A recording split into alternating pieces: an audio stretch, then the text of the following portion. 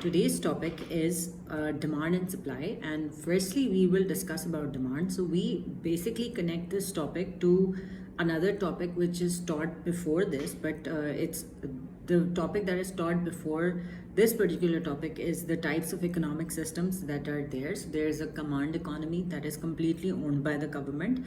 There is a free market economy which is completely owned by private individuals, and then there is a mixed economy which is a mix of both. We have the government and we have private individuals, and it is a feature of free market economy and mixed economies that private individuals, especially the businesses that are owned by the private sector, they decide their what they have to produce, and what price should they keep. They decide that by looking at the demand and supply forces. So we call that price mechanism. That's a particular word, price mechanism. Basically what it means is that when something, it becomes very profitable to produce. So let's say something is becoming very expensive and people are demanding a lot of that product. So something is a lot in demand. Because of that, the price of that product is rising. There will be more and more producers who would want to supply that product. So many people will devote their resources in order to produce that particular product. So basically demand and supply, consumer demand is considered to be a very, very important factor in deciding what to produce, and that is one of the key questions of economies. So there are three key questions that economists, businesses and firms who are the producers, they need to ask that.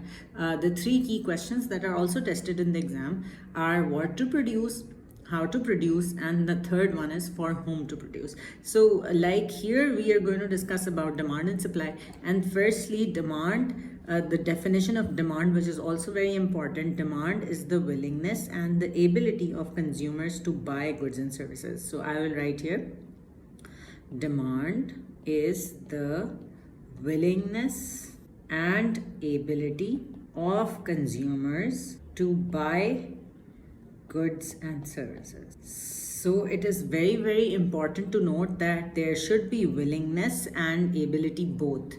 Only willingness is not going to it's not going to be effective demand. Demand is effective only and only when we have willingness and we have ability as well. So let's say I really want a Ferrari, but I can't afford to buy a Ferrari, so that is not considered to be consumer demand. Consumer demand is only considered to be consumer demand. It's only effective when we have willingness and the ability as well. Ability means that they should have enough money, they should be able to afford that particular good or service. So the next part is that we need to discuss law of demand. What is the law of demand? So the law of demand is simply that as prices rise, quantity demanded falls. So it's like normal behavior. When something is becoming more expensive to buy, consumers will cut down on how much they are buying. So as prices rise, so I'll write here, for prices, we'll write P. As prices increase, quantity demanded. So how much the consumers are demanding, the quantity of that quantity demanded is going to fall. So we can tell that this is an inverse relationship. So as prices fall, quantity demanded is going to rise. So something if it's becoming cheaper to buy, consumers will buy more of that product. So this is an inverse relationship. Also we can say that it's an indirect relationship. So I'll write here inverse relationship or an indirect relationship. Then we need to discuss the demand curve. So we know the law of demand. So what the law of demand is basically, it's going to tell you how the shape of the curve is going to look like. The demand curve is going to be a downward sloping demand curve. So as you can see here, there is this demand curve which is downward sloping, and it actually tells you the relationship of demand of price and quantity demanded. So if you guys see here, whenever there is a fall in price, there is an increase in quantity demanded. So that means that whenever prices will fall, so for the first thing that is happening here is prices are falling. Because of that, consumers are demanding more of that product. So quantity demanded is rising as prices are falling. So this is also called an extension in demand. So if you guys see, you should know it very well that the downward sloping curve is the demand curve. And an extension in demand is only and only because of the change in the price of the product. So extension is happening only and only because price is changing. So why is extension happening? Because price is falling, consumers are buying more of this product. So this is called an extension. And the other thing here is, the other scenario is that when price of a product will rise, so like in the case on the right side, we have this price is rising from P to P1. So I'll highlight this, price is rising from P to P1, and quantity is basically falling from Q to Q1. So this is called, it's basically a contraction. So because the prices are rising, consumers are not demanding as much of this product as they were demanding previously. So this is basically a contraction, and both of these scenarios are also called movement along the demand curve. So you say movement along the demand curve. It's an extension is also a movement along the demand curve, and a contraction is also a movement along the demand curve. And extension happens because price falls. Contraction happens because price rises. So as prices rise, quantity demanded contracts, and as prices fall, quantity demanded extends. We also call this movement along the curve. So this is about movement. Movement happens only and only because of price. So price is the first thing that is changing. Because of this, movement is happening in the demand curve. So it can be both ways. If the price is rising, quantity demand is falling, quantity demanded is falling or contracting. And if the price is falling, quantity demanded is going to extend, or it's going to increase and extend. But this extension and contraction happens only and only because of price. You guys should know this. If the price changes, that will lead to an extension or a contraction in the demand curve. And this is also called movement along the curve. Then we move on to the factors that shift the demand curve. Okay, what does the shift look like? What does the shift look like? There is a shift, like we have done this on the right side, an increase in demand, which means it's a shift towards the right. So if you guys look here, the original demand curve is D and the new demand curve is D1. And important to note here is that y-axis is always price and x-axis is always quantity. And a shift or an increase in demand, it's also called increase in demand, and it's a shift towards the right. It is shown by a shift towards the right, and when it's increasing, it's shown by a shift towards the right. When it is decreasing, it's shown by a shift towards the left. So you guys know this very well, that this new demand curve is going to be D1, and you guys know this very well that when you know from math that whenever you make a graphical diagram towards the right and upwards, the numbers increase, and towards the left and downwards, the numbers would decrease. So if the demand is increasing and it needs to shift towards the right, an increase will be shown by a shift towards the right. So what are the factors that are going to shift the demand curve? These factors are other than the price of the product itself. So whatever product we are considering, the price of that product is not going to shift the demand curve. The change in price is going to move the demand curve, but these factors are other than the price of the product itself. So let's say number one is incomes. So as incomes increase, so the more, if the consumers are earning more, as incomes increase, demand will increase, because now the consumer's ability to pay has increased. So the ability to buy more goods and services has increased. But it's important to note here that there are some products which the consumers don't buy more if their incomes are increasing. For example, salt. Salt is not something that they will consume more if their income is increasing. Similarly, let's say oil, or the cooking oil that we use in our food, and then let's say there is newspapers, and similarly, if there are certain products which are need based also. So for example, the amount of rice that I eat is not going to be affected by my income. So if my incomes are increasing, may not increase my consumption of rice. So these are some types of products which the consumers will not increase in consumption. But let's say there is this, some products will increase in demand because incomes are increasing, some products will lose demand if incomes are increasing. So for example, if my incomes increase, I will prefer traveling by plane rather than traveling by train. So that's simply because my incomes have increased. My income is increased, so I will prefer something more expensive. So what will happen is that if incomes of consumers increase, they prefer buying more luxury items, and that is why the luxury items will increase in demand. So that will lead to a shift towards the right in the demand curve. Same goes if there's a decrease in the consumer's incomes, people will demand less of that product, so the demand curve will shift towards the left. Changes in taxes on income, here where it's very important to know something called disposable income. Disposable income is income minus taxes. So whatever incomes you have, you subtract all the taxes from your incomes, and then whatever income is left is given to the person. So let's say it's my salary, and my employer will deduct the tax and then give me my salary. So if taxes increase, disposable income is going to decrease. Similarly, if taxes decrease, disposable income is going to increase. And what will happen is that if there is a change in tax, so if the tax is increasing, disposable income will decrease, and therefore demand for goods and services will also decrease. If the tax is decreasing, disposable income will increase, and because of that, demand for goods and services will also increase. So yes, change in income tax.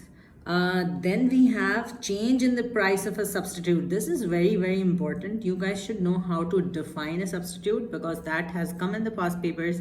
So I'll write here the definition for substitute is basically, substitute is a product, or we can write here a good or a service which can be used in place of another good or service. A good or a service which can be used in place of another good or service. So what is happening here is that the price of Coke, so this is Coca-Cola, and the price of Coke is rising. So if you guys see, the price of Coke is increasing, because of which the demand, there is a movement in the demand curve for Coke, and the demand for Coke is contracting. Consumers are decreasing their quantity demanded for Coke. And if you guys see, Pepsi is a direct substitute of Coke. So what they'll do is that they will stop purchasing Coke and they will move towards Pepsi. So that is going to shift the demand curve for Pepsi. But see, the price of Pepsi is not changing. The price of a substitute of Pepsi is increasing, which is Coca-Cola. So if the price of Coca-Cola is increasing, the quantity demanded for Coca-Cola will contract, and there will be a shift in the demand curve for Pepsi towards the right. And same goes for if this is an opposite scenario. So let's say if the price for Coke was falling, the demand for Coke would have extended, and there would have been a leftward shift in the demand curve for Pepsi. Because Coke is becoming cheaper, people will reduce the quantity demanded of Pepsi, and they will move towards Coke. So in that case, the demand curve for Coke will extend, and the demand curve for Pepsi will shift towards the left. So you guys should know this very well, because substitutes is it's something important. So let's say there was a paper in which they talked about a substitute. So traveling by a train is a substitute of car travel. So let's say there is a train within the city, so that's going to be it's public transport, right? So I can use my private car or I can use the public transport, so both are substitutes of each other. Similarly, in case of there's something called CNG and there's something called petrol. So when we are using our car, we can drive our car, use petrol to drive our car. Similarly, we can also use CNG to drive our car. So both are substitutes of each other. So similarly, Coke and Pepsi, tea or coffee is a very, very important substitute. So people who drink tea don't drink coffee. Similarly, people who prefer coffee don't are not very are not very like they don't like tea very much because they prefer coffee over tea. So substitute is a good or a service that can be used in place of another good or a service. So that is a definition of a substitute, which is very, very important because it has come in the past papers to define substitutes. The fourth point here is changes in the price of complements. So what are complements? This is another important definition. Complements are goods that are jointly demanded. Another very nice definition for complement is a complement is a good that necessitates the use of another product. So a complement is a product which necessitates the use of another product. For example, sugar and tea. So whenever we are having tea, we'll put sugar in it in order to, normally in my country, whenever people have tea, they'll put sugar in that and then they will have it. They'll consume it with sugar. Similarly, tea is also consumed with milk in my country. So that is something which we jointly demand. Like if we are demanding tea, we're going to demand milk. Similarly, bread and butter are complements. So people will have something with the bread. They'll not have bread alone on its own. It's like general behavior. Whenever we are consuming bread, we'll consume it with something else. So that is another example of complement. Similarly, people who own cars need to purchase petrol because a car cannot be used without fuel. So this is another very, very important example. Like if you're buying a car, you need to purchase petrol on a daily basis. Like not on a daily basis, but let's say on a weekly basis, you will need to purchase petrol. So changes in the price of complements is another very, very important factor that shifts the demand curve. So over here, when you look here, the price of bread is rising. Okay, so if the price of bread will rise, the quantity demanded for bread will contract. People will buy less of bread, and then that is going to lead to a shift in the demand curve for butter towards the left. Because if people are not purchasing bread, they will not purchase butter because both of them are consumed together. So similarly, if the price of cars is rising, the demand curve for cars will contract. People will not purchase as many cars as they used to purchase before. And that'll lead to a shift in the demand curve for petrol towards the left. People will now not buy as much petrol because they don't have cars. So both are jointly demanded. That is why the price of one product is going to affect the other product in terms of demand. So consumer demand will change for the other product as well, something which is jointly demanded. So yes, so there is something very interesting here, that Apple is a company which they have created systems of that sort that you need to purchase Apple products for. If you purchase one Apple product, you need to purchase another product in order to have the maximum utility and the best experience. So for example, I have an iPad. So when I had an iPad and I had to shift towards online classes, and I was researching, so there was this I had to research about this, and I found out that I need to purchase another Apple Pencil to that can work with my iPad so that I can run my online classes. So this is basically a complementary product here. And then we have advertising. So advertising, what is advertising used for? Advertising is used for persuasion means that you need to attract, convince people to purchase a product. So if there is some very good advertising campaign for a particular product, that will lead to an increase in demand of that product. So because the campaign was very successful, that advertising actually persuaded the consumers towards that product, and now consumers are buying more of that product. So advertising is basically, the aim for advertising is to persuade consumers towards that particular product. So advertising is going to increase the demand for a particular product. If it's a very successful advertising campaign, it's going to bring consumers towards that product. The sixth point here is changes in fashion and taste. So for example, there is something called environmentally friendly products are very much in demand these days. So there's, let's say, there is a brand, Body Shop.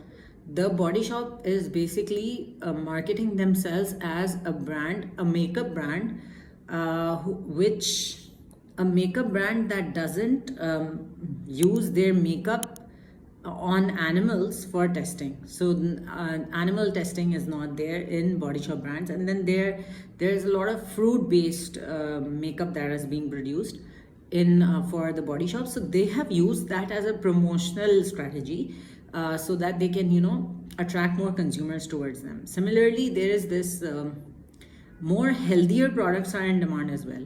So something that helps consumers achieve healthier lifestyles is also very it's very much in trend. Like consumers demand certain products which promote healthier lifestyles. So that is about changes in fashion and taste. And then there's a lot to talk about on that, because there's a lot that you see around about fashion and taste, particularly in consumers, that the tastes of consumers are changing with time. Another point here is population change. So there's, let's say, a high birth rate will increase the demand for infant related products. So let's say there are more babies being born. So any baby related product will be demanded more. So there will be more producers wanting to supply that product as well. So if there are more babies born, that is going to increase the demand for baby related products. And let's say there is an aging population. So there are a lot of old people in the economy. So there will be more demand for health related products if there are more older people in the economy. So population change is also going to affect the demand for goods and services. Then we have other factors. So for other factors, we can say it's about seasons also. So let's say there is a season of let's say it's winter season. So in winters, more warm clothes will be demanded, and in summers, more cold beverages will be demanded in summers. So summer clothing will be demanded in summer. Similarly, let's say there was a time in the past when all the economies, the whole world went through a pandemic. So during that time, there was a sudden demand of masks and sanitizers. Similarly, there was this during that time, this whole schooling system went online, and there was a demand for laptops. There was a demand for all these gadgets, because every student had to have a gadget at that time. They must have a gadget in order to access their online classes. So the whole schooling system went online. So that is also one of the other factors. Then there is this other factor these days, that there's more. So all of this is going to shift the demand. So let's say there was a global pandemic. Because of that, luxury items were not demanded at that time. All the luxury items, all the demand curves for luxury items actually shifted towards the left, and demand for sanitizers, demand for masks, demand for tissue papers, all of these things actually, the demand curve for these products shifted towards the right. And there was a lot that changed. So people would not go out, so they would not purchase petrol, they would not have to put petrol in their cars. So that's an example. So that's it for the factors that shift the demand curve. In the next video we'll talk about supply. Thank you so much for watching.